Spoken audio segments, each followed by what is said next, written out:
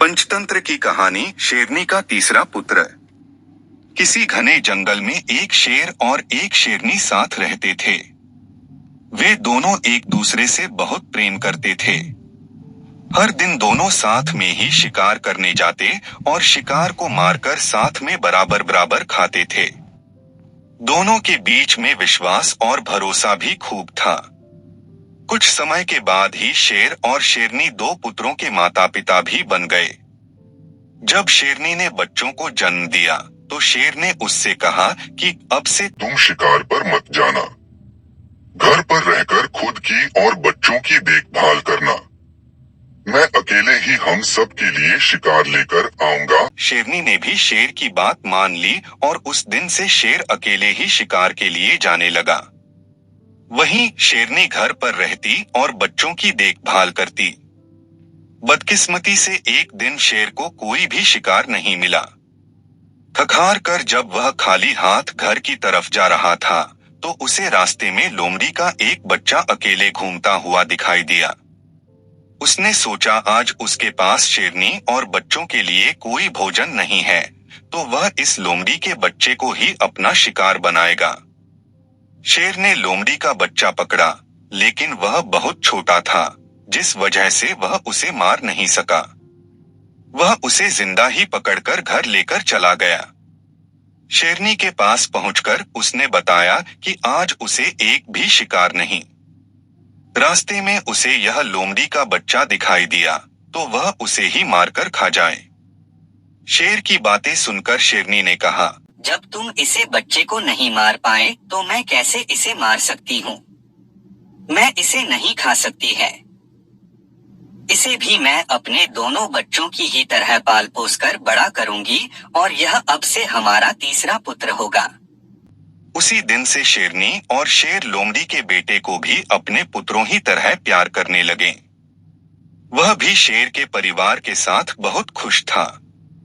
उन्हीं के साथ खेलता कूदता और बड़ा होने लगा। तीनों ही बच्चों को लगता था कि वह सारे ही शेर हैं। जब वह तीनों कुछ और बड़े हुए तो खेलने के लिए जंगल में जाने लगे। एक दिन उन्होंने वहां पर एक हाथी को देखा। शेर को दोनों बच्चे उस हाथी के पीछे शिकार के लिए लग गए।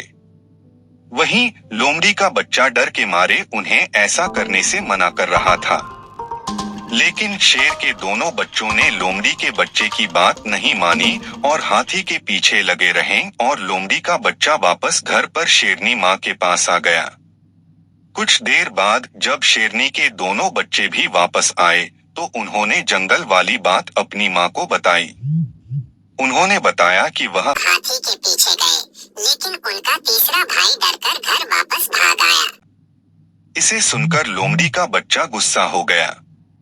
उसने गुस्से में कहा कि तुम दोनों जो खुद को बहादुर बता रहे हो, मैं तुम दोनों को पटकर जमीन पर गिरा सकता हूँ। लोमड़ी के बच्चे की सुनकर शेरनी ने उसे समझाया कि उसे अपने भाइयों से इस तरह की बात नहीं करनी चाहिए। उसके भाई झूठ नहीं बोल रहे, बल्कि वे दोनों सच ही बता रहे हैं। शेरनी बात भी लोमड़ी के बच्चों को अच्छी नहीं लगी। गुस्से में उसने कहा, तो क्या आपको भी लगता है कि मैं डरपोक हूँ और हाथी को देखकर डर गया था? लोमड़ी के बच्चे की इस बात को सुनकर शेरनी उसे अकेले में ले गई और उसे उसके लोमड़ी होने का सच बताया। हमने तुम्हें भी अपने दोनों बच्चों की तरह ही बड़ा किया है, उन्हीं के साथ तुम्हारी भी परवरिश की है, लेकिन तुम लोमड़ी वंश के हो और अपने वंश के कारण ही तुम हाथी जैसे बड़े जानवर को देखकर डर गए और घर वापस भाग आए। वहीं तुम्हें दोनों भाई शेर के वंश के हैं, जिस वजह से वह हाथी का शिकार करने के लिए उसके पीछे भाग गए। शेरकनी ने आगे कहा कि अभी तक तुम्हारे दोनों भाइयों को तुम्हारे लोमड़ी होने का पता नहीं है। जिस दिन उन्हें यह पता चलेगा वह तुम्हारा भी शिकार कर सकते हैं। इसलिए अच्छा होगा कि तुम यहाँ से जल्द ही भाग जाओ और अपनी जान बचा लो। शेरनी से अपने बारे में सच सुनकर लोमड़ी का बच्चा डर गया और मौका मिलते ही वह रात में वहां से छिपकर भाग गया। कहानी से सीख शेरनी और शेर के तीसरे पुत्र की कहानी हमें यह सीख देती है कि कायर और डरपोक वंशज के लोग अगर बहादुर लोगों के बीच भी रहें तो भी वह बहादुर नहीं बन सकते हैं।